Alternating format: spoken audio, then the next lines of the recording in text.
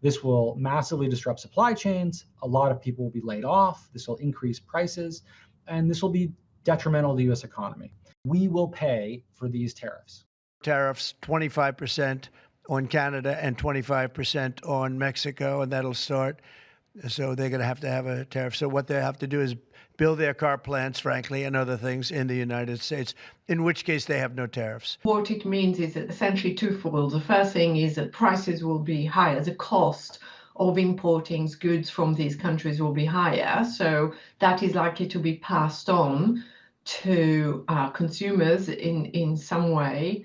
And the other thing is that we're likely to see weaker activity as a result of it as well. So we're going to have weaker growth, and we're also going to see higher prices, which are likely to translate into higher interest rates than otherwise as well. The United States imports about $1.5 trillion worth of products from these three countries. There are three largest trading partners, and the U.S. also exports about $1 trillion every year to these countries. And so, American consumers would face higher prices from tariffs, but also if you're an exporter, if you're a small business that sends products abroad, you're going to face foreign retaliation.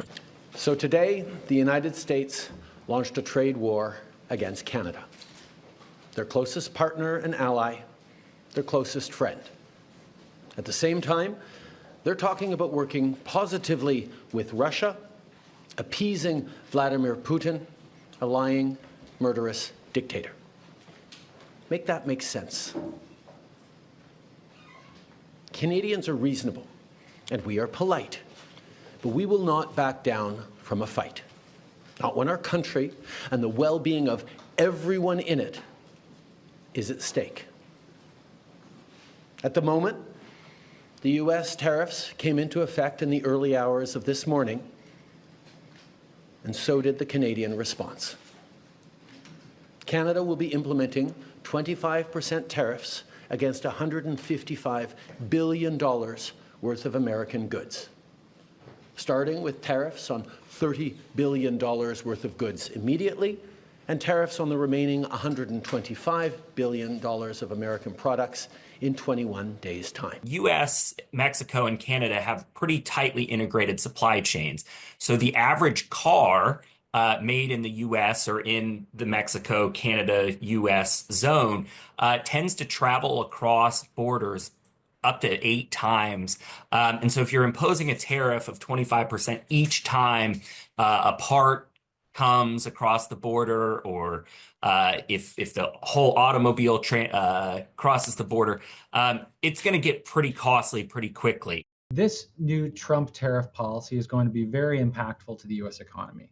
So estimates suggest that the 25% tariffs on Canada and Mexico will increase prices for Americans by about $1,200 per household.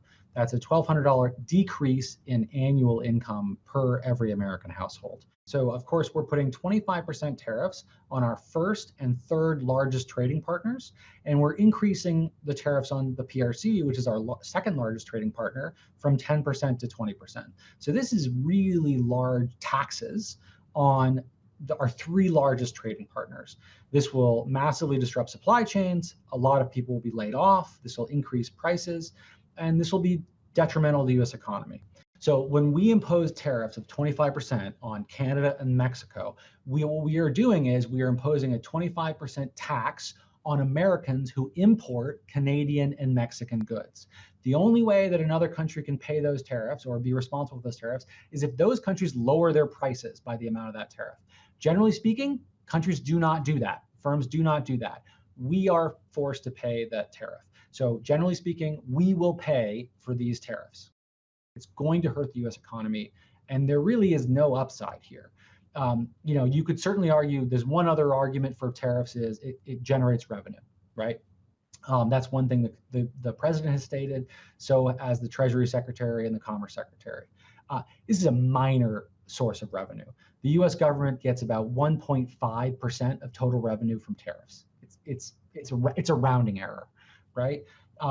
We would need a tariff on all imports into the United States of more than 50% just to close the budget gap.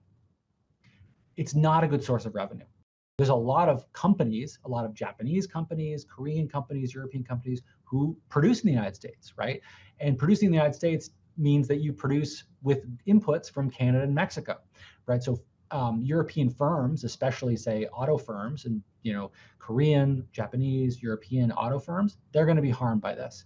The broader concern too is, what does this mean for future trade policy?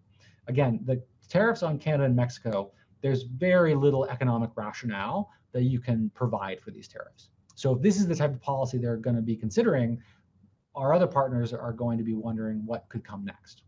And so I don't want to see tariffs increase. I don't think it serves anyone well. And it's absolutely the case that even if tariffs aren't applied to the UK, we will be affected by slowing global trade, by a slower GDP growth, and by higher inflation than otherwise would be the case. And we don't want to see tariffs. And I will continue to make the case with all my international counterparts for free and open trade. I mean, this is quintessential Donald Trump. I think, again, the U.S. has very serious concerns about fentanyl, and he views the tariff as a tool to gain leverage over foreign countries to get them to do more to address fentanyl or the border crisis.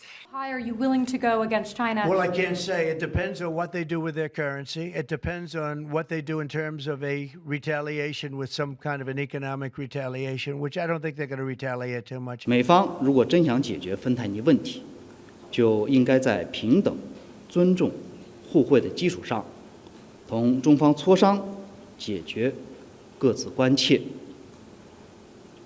美方如果别有所图，执意打关税战、贸易战或者别的什么战，中方将奉陪到底。我们奉劝美方收起霸凌的嘴脸，趁早回到对话合作的正确轨道上来。The Atlanta Fed, using their GDP Now forecast, has updated their forecast for Q1 GDP growth to a contraction of 2.8%. Just 1 week ago, they were forecasting a contraction of 1.3%. So clearly this is growing in the wrong direction. We also have to remember that these tariffs that were put in place were just put in place today, and there's only roughly 3.5 weeks of the first quarter remaining. So clearly there's been some damage to the economy that's been done even prior to the tariffs in place.